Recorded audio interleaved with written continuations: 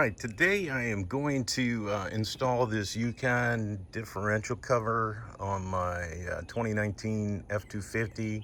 It has a 10.5-inch Sterling rear axle. I'll be using the Yukon.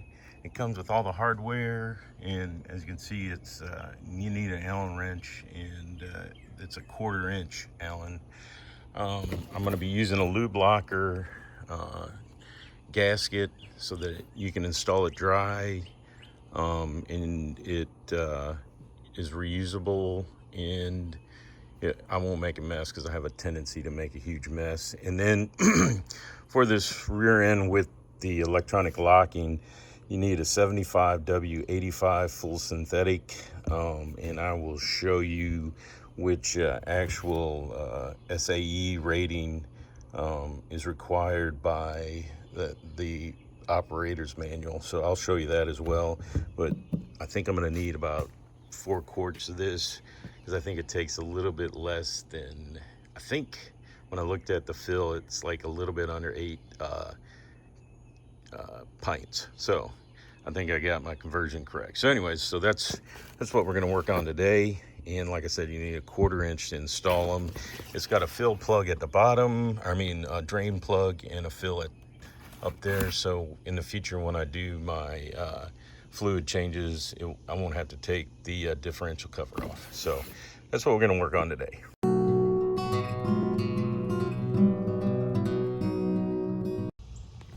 All right, so I got down here to check and see what size the differential cover bolts are that are on here right now, and they are 1/2 inch.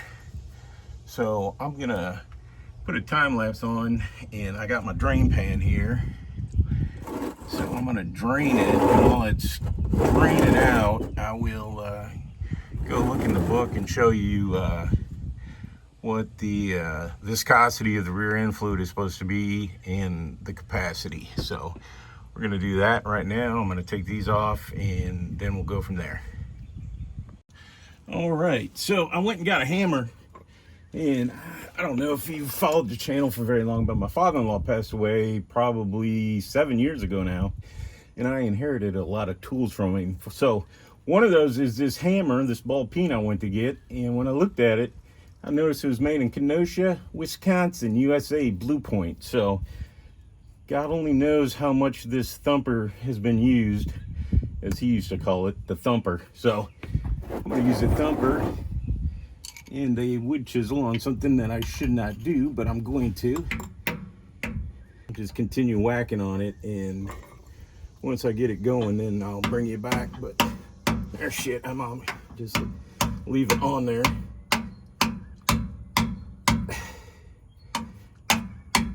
There we go. Got her under there. The thumper has ruled the day. I guess I'll keep going with it, but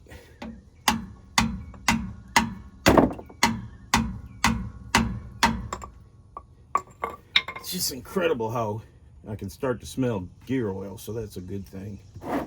I seem to have broken the seal.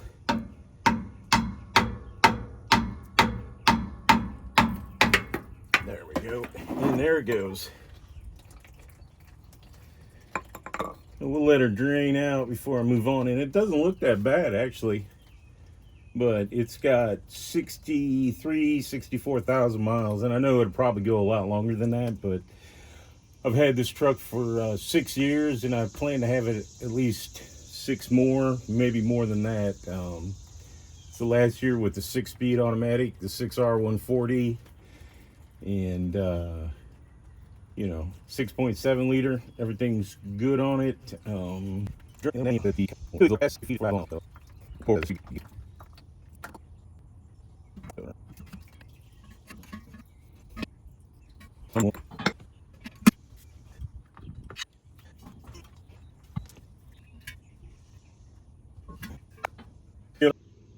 All right here is from my owner's manual. The rear axle with the 10.5-inch E-locker is 3.3 to 3.5 quarts. All right, rear axle fluid 10.5. E-axle, E-locker is 75W85 premium synthetic hypoid gear lubricant XY 75W85QL. So there you go. That's the what they're saying is required there. All right, so I got it cleaned up, drained out, and I'm ready to install the new one. So I got the lube locker gasket out, and I got the new differential cover that is a wee bit heavier than the stamped steel. And so we're gonna put that baby up there, and I'm gonna try and get a bottom one started and then a top one. I would do the top one first, but it's an awkward thing and the whole thing is pretty heavy. So I just want to get one started and then we'll go from there. So let me put you in the stand and I'll get going on this. But this is exactly why I went to the lube locker, because trying to do this stuff by yourself and trying not to get the RTV everywhere, it becomes a little bit difficult, to say the least. So I got a lot of my screws ready to go, or bolts ready to go. Well, not screws. Maybe I could use a couple wood screws just to make everybody excited. But just trying to get a few of these ready to go so I can just grab them and stab them. Trying to figure out how to get this around without messing up the gasket or messing up anything else, which I will do, I'm sure. Okay, there's the top.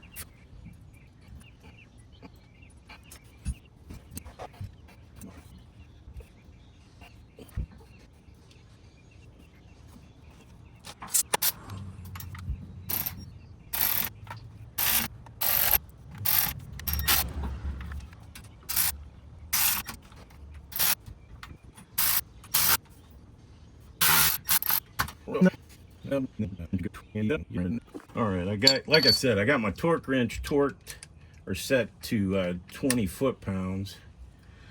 So we will, ooh, that's hot. I'm in the sun.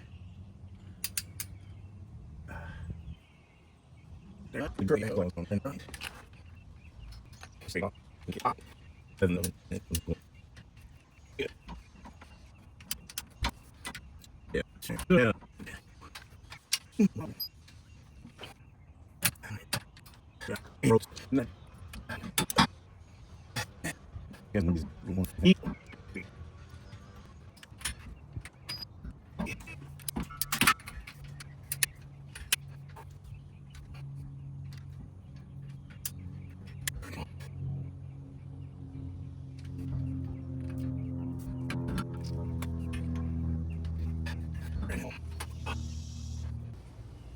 All right, so I put some Teflon tape on there, and then I'm going to tighten it up before I fill this up. So it is another hex, and I'm going to go figure out what size it is, and I'll be right back. All right, so I went and the fill and drain plugs are 3/8 of an inch Allen. So Just gonna tighten this up, and I'll probably torque it down to the 20 pounds just like the other one. So I'm gonna just zip it on here. Not too fast, but you know.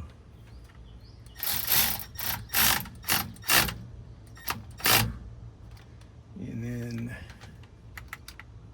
like I said, I'm gonna torque it to 20 foot-pounds, maybe 25. This one's a little bit bigger. I don't think I'm gonna break it off. I do not think I'm gonna break it off. So it's still set at 20 foot-pounds. And make sure I haven't moved it any. Yeah, right there. 20 foot-pounds.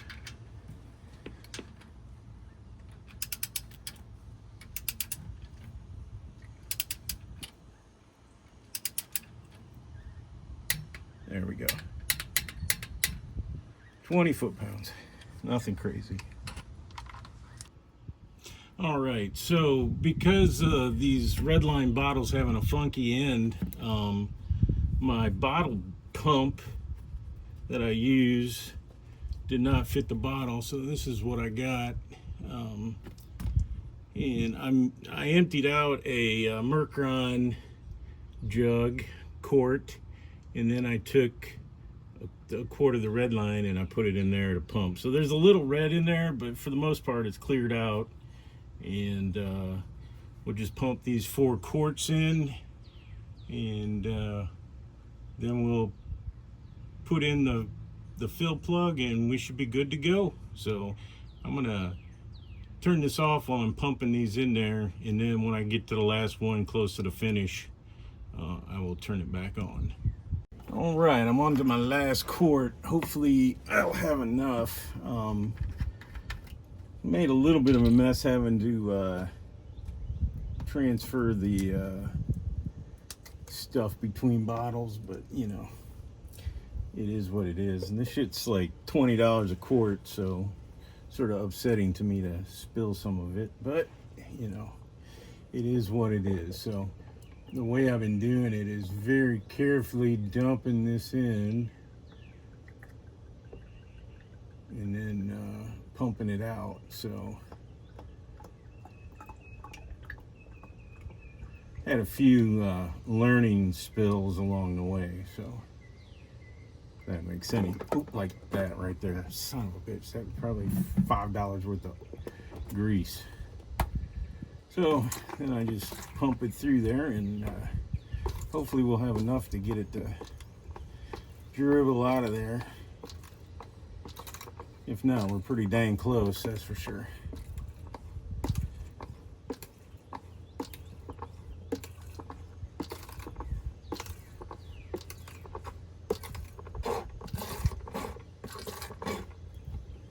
All right, I got a little left in this other quart jar here, quart bottle. And then, yeah, it's starting to come out right now. I can see it. So that's good. It's almost exactly 4 quarts is what I needed. Yep, see it? It's just oozing out of there right now. So that's a good sign. So we're almost there. We're almost there. I'll have a little bit left over in this one bottle, so that's good. I'm gonna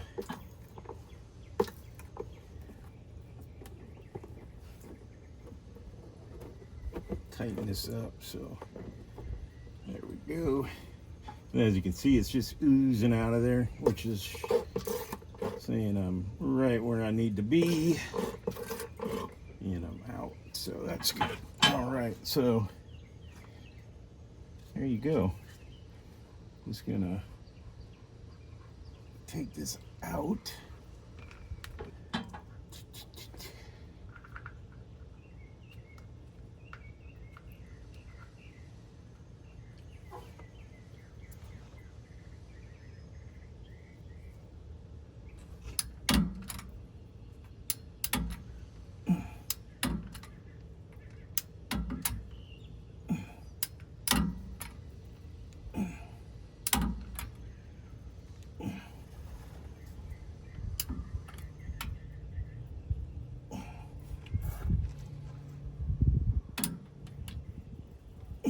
All right, that's good enough.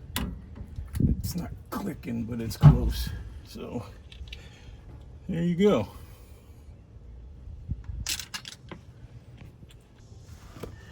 All right, so there you go. Hopefully this helps you out if you're thinking about putting one of these on your Super Duty. I think they might have had 10.5-inch Sterlings in some of the heavier duty F-150s also. I'm not positive, but anyways, there you go. Hopefully this helps you out. And again, this is 2019 F-250 with the 10.5-inch Ford Sterling rear end. So there you go. Thank you and have a great day.